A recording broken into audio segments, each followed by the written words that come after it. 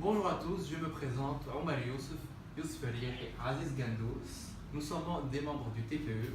Nous nous retrouvons aujourd'hui pour notre projet sur la réalité virtuelle dans le siège social de la société Art Craft avec le directeur adjoint.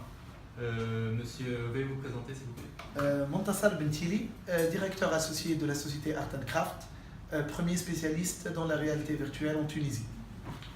Donc, nous allons vous poser quelques questions. Si vous voulez bien y répondre, s'il vous plaît. Bien sûr, avec plaisir. Nous sommes contents de vous avoir parmi nous aujourd'hui. Merci à vous. Et je suis là pour répondre à toutes vos questions. Bonjour monsieur. Bonjour. Pouvez-vous en fait nous donner une description générale concernant votre société? Ok. Donc la société Art Craft a été créée en 2015, mais l'activité a commencé réellement qu'en juillet 2016. On a commencé à ramener en fait les cinémas VR, donc réalité virtuelle en Tunisie. Et là, ça fait 6 mois qu'on travaille dans ce domaine et on se spécialise dans les casques VR, les PC et tous les produits annexes. Comment vous avez eu l'idée d'intégrer dans ce domaine? En fait, c'est comme chaque utilisateur. Avant mon retour en Tunisie, parce que j'étais résident à l'étranger, j'ai essayé la réalité virtuelle, donc comme n'importe quel client, et j'ai appelé mon ami d'enfance et qui est aujourd'hui mon associé pour lui présenter en fait l'idée, pour qu'il vienne l'expérimenter. Une fois il a essayé, il m'a dit ça peut marcher en Tunisie, donc on a ramené ce projet en Tunisie et on est content de le faire. Et selon vous, que représente la réalité virtuelle sur le marché tunisien? Sur le marché tunisien, la majorité des Tunisiens n'ont aucune idée de ce que veut dire réalité virtuelle. Et d'ailleurs, je vais élargir un petit peu, pas seulement sur le marché tunisien, même à l'étranger, quand on va en Europe ou au Moyen-Orient, c'est une nouvelle technologie. Donc je vais dire, quand on a ramené ça en Tunisie, 80% n'ont aucune idée en fait de ce que c'est. Donc ils viennent tester avec nous ce que c'est en fait la réalité virtuelle. Et puis on a eu pas mal de réactions. Donc des gens qui ont aimé, d'autres qui ont eu peur. Et que représente aussi sur le plan économique? Sur le plan économique, c'est un marché niche. C'est un nouveau marché. C'est en cours de développement. En cours de développement, effectivement. On est les premiers à ramener cette technologie avec les cinémas VR. On est en train de développer notre plateforme. On pense jusqu'au jour d'aujourd'hui, on est en février 2017, on a commencé juillet 2016.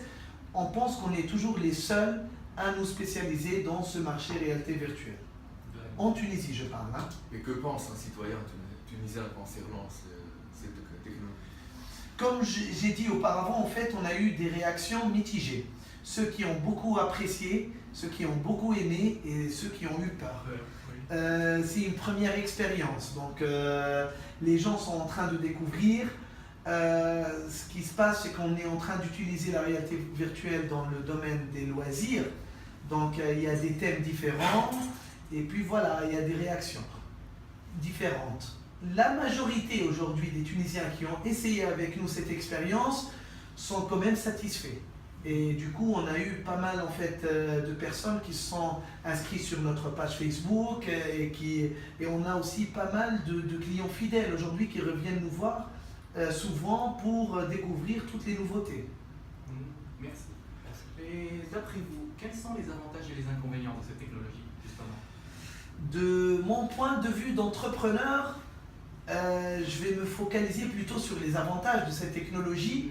Donc, je vais vous dire en fait, déjà, jouer un jeu, par exemple, comme ce qu'on fait aujourd'hui, face à la télé, avec notre manette, bon, ça a des sensations, c'est génial. Imaginez faire partie du jeu, c'est-à-dire être un personnage et tout en jouant, vous êtes vraiment dans ce milieu. Je pense que ça va donner vraiment une chance aux gamers de bien vivre ces sensations et vraiment de s'éclater. Il y a beaucoup d'autres applications sur le domaine de loisirs, par exemple dans la santé, aller découvrir le corps de l'être humain, c'est-à-dire vraiment être immergé pour bien expliquer les choses, pour bien expliquer par exemple l'organisme humain, comment ça fonctionne. C'est une culture aussi. C'est toute une culture. Regardez, c'est comme ce qui s'est passé avec les téléphones portables. Les téléphones portables, on peut avoir les inconvénients et les avantages. Oui. Mais c'est toute une économie qui est basée sur les téléphones portables qui ont rapproché les gens. Je pense que la réalité virtuelle, quand elle est bien utilisée, elle va pouvoir bénéficier dans tout le domaine des loisirs, dans le domaine de santé, de la recherche, de rapprochement des personnes, faire des voyages et découvrir le monde tout en restant sur place. Pouvez-vous nous citer quelques exemples de vos casques VR? Aujourd'hui, on représente plusieurs marques. Ça dépend en fait de quel casque. On a des casques VR pour les smartphones, en fait pour les téléphones portables, pour pouvoir placer votre téléphone portable. Il y a pas mal d'applications VR qui sont disponibles gratuitement sur Apple Store ou sur Play Store. Donc une fois téléchargés, vous les lancez, vous les placez ici, PC, comme ce casque-là, qui est un casque basique, hein, avec un câble HDMI. On a ce casque avec les écouteurs, toujours avec un câble HDMI, pour les PC, pour les gamers. Et puis on a aussi les Rolls-Royce des casques, je vais dire, le casque HTC Vive avec les manettes, donc pour pouvoir détecter le mouvement, et avec les capteurs. Donc voilà, on a ce genre de casque. Pour les casques de smartphone aussi, on a tout un catalogue. Hein. Donc ça dépend, je dirais en fait, des options qui se trouvent avec le casque, comment on se porte, confortable, qualité, qualité d'image aussi. Les qualités d'image sont différentes d'un casque à l'autre. Et c'est une nouvelle technologie qui est coûteuse, donc qui est assez chère aujourd'hui. C'est-à-dire l'HTC Vive, quel est son prix exactement? Notre prix catalogue, hein, c'est dans les 2900 dinars tunisiens, TTC. Mais c'est le meilleur.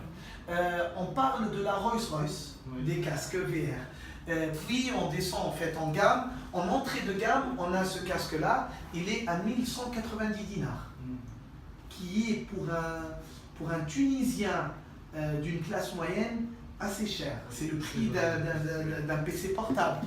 Puis on a ce casque-là, il est à 1490 dinars. Et puis il y a les casques pour les smartphones, de 89 dinars jusqu'à 189 dinars. Ça dépend, comme je vous ai dit, en fait, des options, de la robustesse, etc. Donc c'est une nouvelle technologie, donc c'est une technologie qui coûte cher. C'est comme les téléphones portables au départ, ça coûtait cher. Mais comment fonctionne le casque VR, par exemple, l'HTC Vive? Bon. Pour les casques VR, comme je vous ai expliqué, ça dépend de la gamme. Les casques qui se connectent sur PC, il faut une certaine configuration. Ce n'est pas donné pour celui qui s'initie à tout ce qui est ordinateur, etc.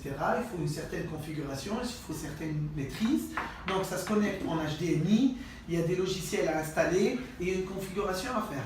Puis il y a des jeux aussi à installer. Oui. Il y a des jeux qu'on achète ou d'autres jeux ou des contenus gratuits. Comme le célèbre Roller Coaster Tycoon, montagne russe, qui est assez Les, populaire. les montagnes russes, c'est un jeu très populaire. Puis sur les HTC Vive, il y a le box, il y a les skis, il y a toutes les activités. Et donc voilà. Et ça coûte de l'argent. Donc il faut, à part investir sur un casque, il faut investir sur un bon PC. Donc il y a des recommandations et des configurations pour pouvoir fonctionner avec un PC. Et en plus de ça, il faut investir sur les jeux. Et de nos jours, en fait, dans quel domaine pouvons-nous utiliser cette nouvelle technologie? Bon, je vais parler de notre expérience. Nous, on utilise cette technologie dans le domaine des loisirs. Comme vous avez remarqué, on a en fait les cinémas VR. Donc, les clients portent des casques avec des fauteuils qui bougent. Donc, on parle de cinéma 9D. Donc ça donne vraiment des sensations fortes, comme dans les montagnes russes ou être choisir par exemple dans un film d'horreur ou dans des séquences vidéo ou un voyage dans l'espace ou autre. Ça c'est vraiment dans le domaine de loisirs. Hein.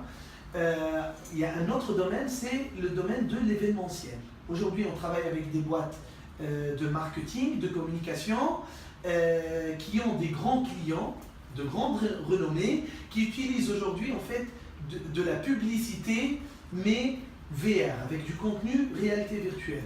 On trouve vraiment des grandes marques et donc là on travaille avec eux en collaboration pour développer le contenu ou pour pouvoir visualiser ce contenu avec les casques VR. Êtes-vous pour ou contre cette technologie? Je vais dire en fait que je suis pour cette technologie pour le nombre d'applications qui sont ouvertes pour cette technologie-là, à part le loisir, l'animation, etc.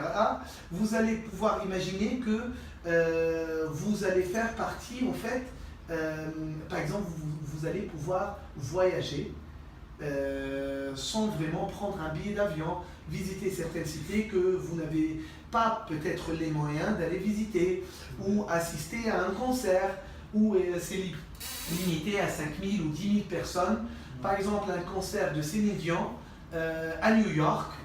Imaginez en portant un casque comme celui-là, acheter un billet sur Internet, d'accord? Et vous ouvrez les yeux, vous êtes entouré par un public américain en train de regarder Céline Dion chanter en direct. Et vous êtes chez vous en t-shirt et short ou en pyjama, tranquille, en train d'assister au concert de Céline Dion. Ou pour ceux qui sont fans de foot, assister à un match de Champions League entre le PSG et FC Barcelone, tout en restant en Tunisie parce qu'on a les examens ou parce qu'on ne peut pas s'offrir un billet d'avion. Avec le casque VR, on achète notre ticket du Parc des Princes, c'est virtuel. On porte ce casque et on choisit notre camp. Si on est en train de défendre les couleurs du PSG, on va se mettre dans le camp des supporters du PSG, ou sinon avec le FC Barcelone, on se mettra avec eux. Donc, en regardant le match en direct, on s'entend vraiment être dans le stade. Et pouvons-nous dire que la réalité virtuelle est une technologie bénéfique pour l'homme ou un danger pour la santé? C'est comme, je vais dire en fait que c'est bénéfique, mais comme toute application, il ne faut pas en abuser. C'est comme les jeux vidéo, si on en abuse, on devient addicted, donc on devient... en fait, on ne va plus avoir de vie sociale. Si on abuse en fait de la réalité virtuelle, peut-être qu'on ne va plus faire partie de la vraie réalité. Donc il faudrait vraiment utiliser cette technologie parce que ça ouvre beaucoup d'opportunités, mais voilà, avec modération. D'accord. Et donc, quels sont vos projets futurs, les projets futurs pour votre société? Ok, on ne souhaite pas s'arrêter juste à ramener du cinéma et consommer tous les produits qui viennent de l'étranger. On est en train de développer nos plateformes, c'est du Made in Tunisia, on fait ici en Tunisie. C'est vrai qu'on place un casque VR qu'on ramène de l'étranger, mais on fait des plateformes ici en Tunisie. On souhaite développer pas mal de concepts. Tout est lié à la réalité virtuelle dans le domaine de loisirs comme dans le domaine du marketing et de la communication et de l'événementiel. Aujourd'hui, je vous invite vivement à aller essayer ce qu'on appelle VRX Link. En fait, notre marque, c'est VRX, Virtual Reality Experience, comme ce qui est écrit en fait dans le poster ici, VRX. Et donc, on a notre plateforme que je vous invite vivement à aller essayer. C'est en utilisant en fait les capteurs. Donc, vous faites partie du jeu et vous êtes en train, par exemple, de faire du ski ou de jouer du boxe face à un vrai boxeur. Vous sentez vraiment faire partie du jeu et non pas seulement en train de regarder quelque chose sur un écran. D'accord. Donc, merci beaucoup. C'était tout pour les questions. Et je vous remercie pour votre coopération. Merci beaucoup pour cette interview et à la prochaine. Au revoir. Au revoir.